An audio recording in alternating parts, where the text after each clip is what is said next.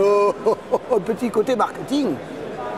Mais les trois quarts des gens qui sont ici sont des bénévoles. C'est pas vraiment ça le marketing, le bénévolat.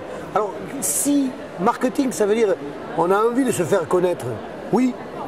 Si marketing, ça veut dire on a envie de se faire connaître, oui.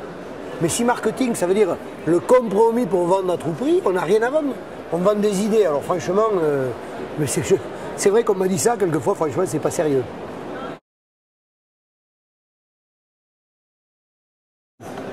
L'histoire de Slow Food, c'est que le consommateur doit être un peu plus informé. Ensuite, la deuxième étape, c'est qu'il doit être un peu plus avisé, éclairé. C'est-à-dire qu'il ne se contente pas d'avoir des connaissances gustatives, mais aussi des connaissances économiques, des connaissances de territoire, d'agriculture. Et à un moment donné, il doit être responsable. Il doit être responsable. Il ne va pas surconsommer des crevettes lorsque ces crevettes sont produites dans des conditions déplorables, en exploitant des gens à l'autre bout du monde, etc. Donc tous ces crans font qu'à un moment donné, on trouve des produits qui symbolisent la philosophie de Slow Food. Défendre une agriculture à échelle humaine, qui a une identité, avec des bons produits.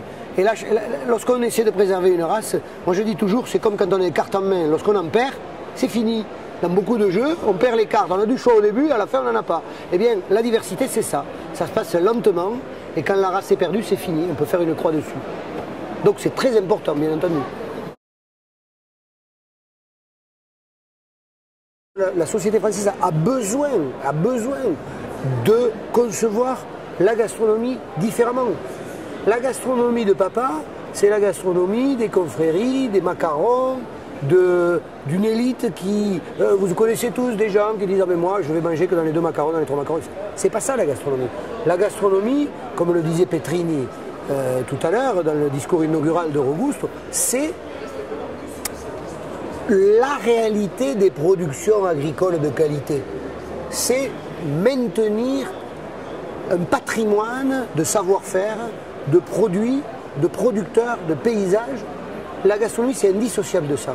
Et cette approche de la gastronomie, c'est en France qu'elle a le plus de difficultés à progresser, parce que c'est en France que la gastronomie a été instituée, est devenue une institution. Et c'est toujours plus difficile de déboulonner une institution qu'un phénomène passager. Je pense qu'en plus le monde change et la France ne change pas toujours aussi vite que le monde. Ça c'est autre chose encore.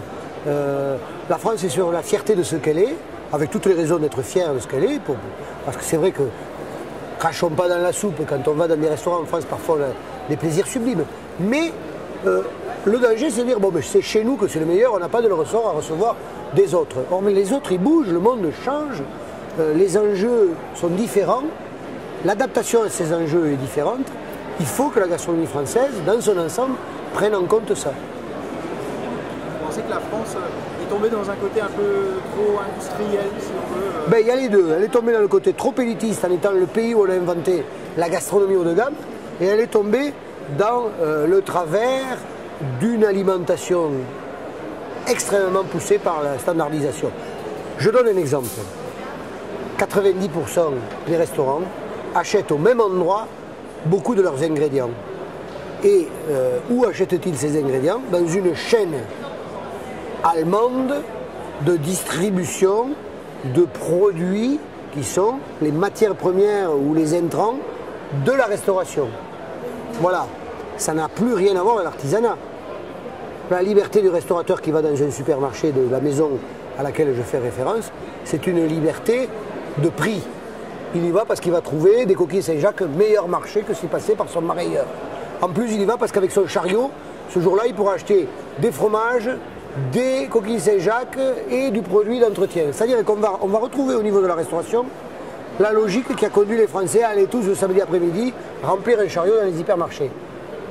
Je ne condamne pas, je ne dis pas c'est mal, je ne suis pas un donneur de leçons. Je dis que c'est assez incompatible avec une vision d'une gastronomie artisanale et responsable.